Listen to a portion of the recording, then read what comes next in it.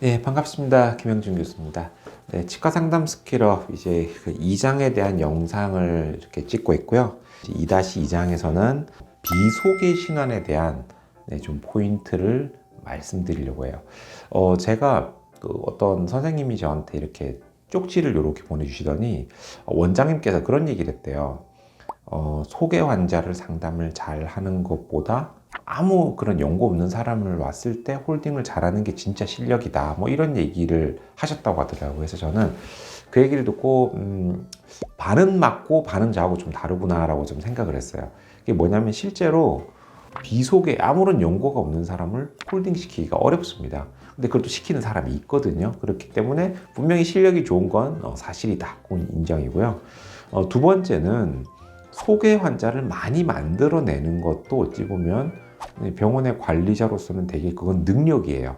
즉 쉽게 할 수 있는데 굳이 어렵게 하는 건 자랑할 게 아니라는 거죠. 진짜 실력이 좋은 프로 상담실장들은 상황을 쉽게 만들어 쉽게 푸는 거지. 그렇기 때문에 소개 환자를 많이 만들어내는 거는 상담실장의 능력이다라고 제가 분명히 좀 말씀을 드리고 싶어요. 제 브이로그 거기 보면 이제 환자분하고 상담하는 영상도 제가 이렇게 좀 잘라가지고 보여드렸는데 저하고 환자분하고 좀 대화하는 이런 거 보시면 제가 뭐 어떻게 상담하는지 대략 좀 감은 잡으실 거예요.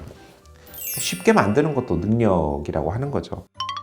비소개 신환, 글자 그대로 특별히 병원에 대한 어떤 소문 이런 것도 아니고 그냥 뭐 인터넷 보고 오셨거나 간판 보고 오셨거나 뭐 이런 분들에 대한 어떤 상담입니다.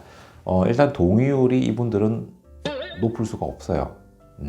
기본적으로. 그러니까 대놓고 쇼핑을 하는 분들이랑은 조금 차이가 있지만 그래도 만만치 않습니다. 일단 힘든 게 로열티가 약해요. 신뢰도가 지금 높지 않기 때문에 거기에 대한 부분이 문제가 있고, 그러니까 소개 환자랑 그게 좀 차이점이죠. 두 번째는 정보가 부족해요.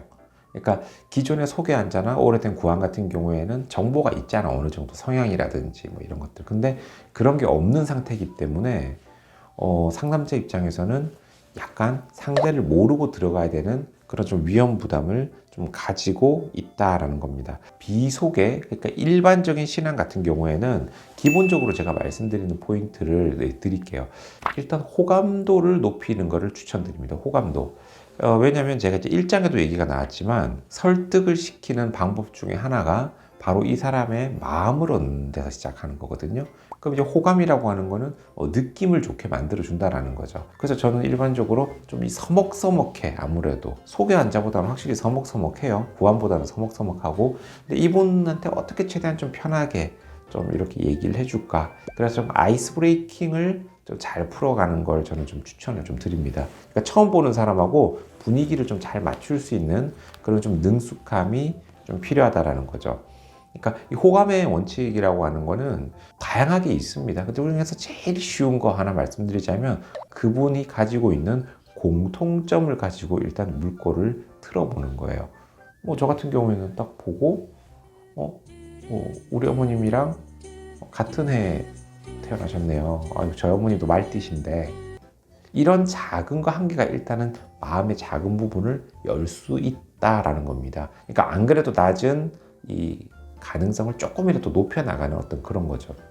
그다음에 두 번째는 바로 이제 미러링 효과라고 해가지고 그 사람의 어떤 좀 행동이라든지 여러 가지 자세 이런 것들을 의도적으로 나도 의식해가지고 약간 비슷하게 따라가는 그것도 있어요. 환자가 끄덕끄덕 할 때는 저도 같이 이해되시죠? 이런 식으로 좀 얘기를 해줘가지고 이거는 무의식적 어떤 호감도를 표현하는 법이거든요. 그 다음에 보통 차 같은 거 내드릴 때도 그렇잖아요. 기본적으로 여기는 뭐 카페가 아니니까 마실 게 그렇게 많지는 않아. 물론 뭐 제 방에는 뭐 희한한 게 많아요. 저기도 보면 뭐 귤티도 있고 꿀차도 있고 뭐 숨겨놓고 먹는 게 있어요. 뭐 코코아도 있고. 보통은 보면 근데 치과에서 저처럼 이렇게 군것질거리를 많이 쌓아놓고 드시지는 않으시니까 도대체 얼마나 처먹는 게야?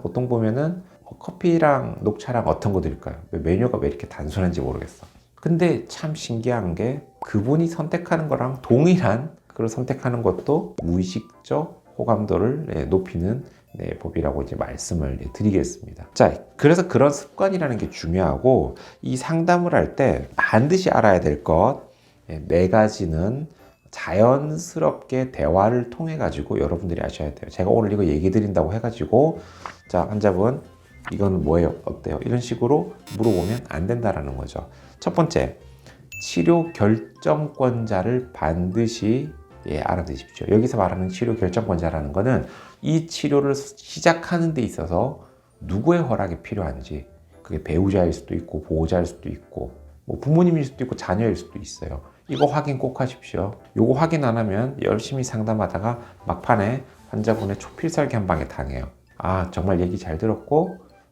저 와이프하고 상담해보고 오겠습니다 하는 순간 우리 상담실장님의 노력은 다 이제 물거품이 된다는 거지. 그 다음에 두 번째, 당연한 얘기지만 치과에 그냥 오는 사람은 없어요. 뭔가 불편한 게 있거나 뭐 요구하는 게 있기 때문에 오신단 말이에요. 그랬을 때 요거를 해결하는데 한 어느 정도 비용은 감내할 마음의 준비가 되어 있는지를 어느 정도 선을 알아내실 필요가 있습니다. 그게 뭐 10만 원대든 20만 원대든 50만 원대든 나름 생각하시는 부분이 있어요.